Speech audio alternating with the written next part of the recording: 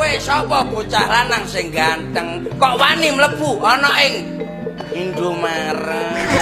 Taman Keputren, Taman Porolinggo. Taman Porolinggo. Sapa jenengmu? Ditepungake ya aku Satrono Mojopahit Damar Wulan kang dadi aranku. Sapa? Damar Wulan. Marlan. Damar Wulan, Damar Wulan, Damar Wulan, ora entuk disingkat.